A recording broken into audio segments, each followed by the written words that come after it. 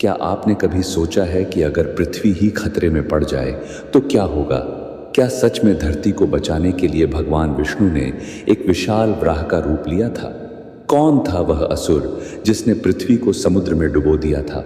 आज हम आपको सुनाने जा रहे हैं भगवान विष्णु के तीसरे अवतार वराह अवतार की रहस्यमयी और रोमांचक कथा। सृष्टि के प्रारंभ में जब भगवान ब्रह्मा ने संसार की रचना की, तब पृथ्वी को एक संतुलित स्थान पर स्थापित किया गया था। लेकिन समय के साथ राक्षसी शक्तियां धरती पर हावी होने लगी। उन्हीं में से एक था हिरण्याक्ष, जो अत्यंत बलशाली, दंभी और अत्याचारी असुर था। हिरण्याक्ष असुरों का राजा था, जिसने कठोर तपस्या कर भगवान ब्रह्मा से अमृता के समान एक विशेष वरदान प्राप्त कर लिया। इस वरदान के कारण उसे कोई भी मनुष्य, देवता या अन्य सामान्य प्राणी मार नहीं सकता था। वरदान मिलने के बाद उसका अहंकार इतना बढ़ गया कि उसने समस्त देवताओं और ऋषियों पर अत्याचार करना शुरू कर दिया। देवताओं को हराकर उसने स्वर्ग लोक को जीत लिया और इंद्र को वहां से निकाल दिया। लेकिन उसका सबसे बड़ा पाप यह था कि उसने पृथ्वी भूदेवी को अपने बल से उठाकर समुद्र में डुबो दिया। अब पृथ्वी पूरी तरह जलमग्न हो गई थी। कोई भी उसे बचाने में सक्षम नहीं था। देवताओं ने भगवान ब्रह्मा से सहायता मांगी, लेकिन वे भी असहाय थे।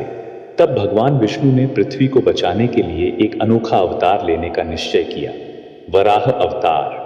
जब भगवान विष्णु को यह पता चला कि हिरण्याक्ष ने पृथ्वी को समुद्र में छिपा दिया है, तो उन्होंने एक विशालकाय वराह का रूप धारण किया।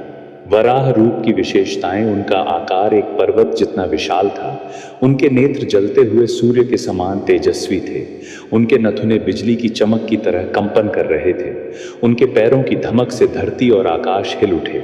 जैसे ही भगवान वराह समुद्र में उतरे, चारों दिशाएं गूंज उठी। अपनी विशाल दाढ़ों से उन्होंने समुद्र को चीरते हुए पृथ्वी की खोज शुरू की। उन्होंने समुद्र की गहराइयों में जाकर देखा कि हिरण्याक्ष ने पृथ्वी को जकड़ रखा था। अपनी ताकत से भगवान वराह ने हिरण्याक्ष को चुनौती दी और पृथ्वी को समुद्र से बाहर निकालने लगे। जब हिरण्याक्ष ने देखा कि भगवान वराह पृथ्वी को समुद्र से बाहर निकाल रहे हैं, तो वह क्रोधित हो गया और उसने भगवान विष्णु को ललकारा। एक भीषण युद्ध शुरू हुआ। हिरण्याक्ष ने अपनी गदा से भगवान वराह पर आक्रमण किया, लेकिन भगवान ने उसे आसानी से रोक दिया। वराह अवतार में भगवान विष्णु ने अपनी शक्तिशाली दाढ़ों और पैरों से असुर को पराजित करने के लिए हमला किया। हिरण्याक्ष कई बार गिरा, फिर उठा, लेकिन वह भगवान वराह की शक्ति के आगे टिक नहीं पाया। अंततः भगवान वराह ने अपनी दाढ़ों से हिरण्याक्ष को उठाकर आकाश में उछाला और अपने गदा से उसका वध कर दिया। हिरण्याक्ष के मारे जाते ही देवताओं ने प्रसन्न होकर भगवान वराह की स्तुति की। अब भगवान वराह ने अपनी विशाल दाढ़ों पर पृथ्वी को उठाया और उसे जल से बाहर निकाल लाए। उन्होंने अपने शक्तिशाली चरणों से पृथ्वी को पुनः संतुलित स्थान पर स्थापित किया।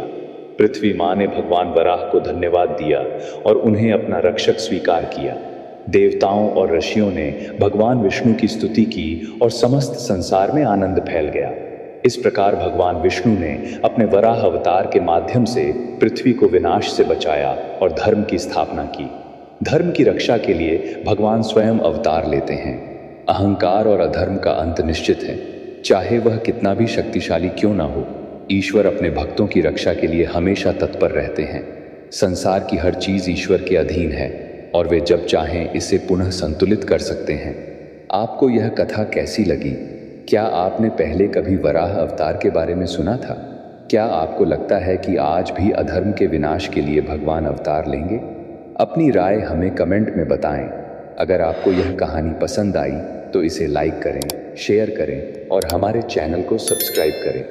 धन्यवाद। अगले वीडियो में मिलते हैं एक और रहस्यमयी पौराणिक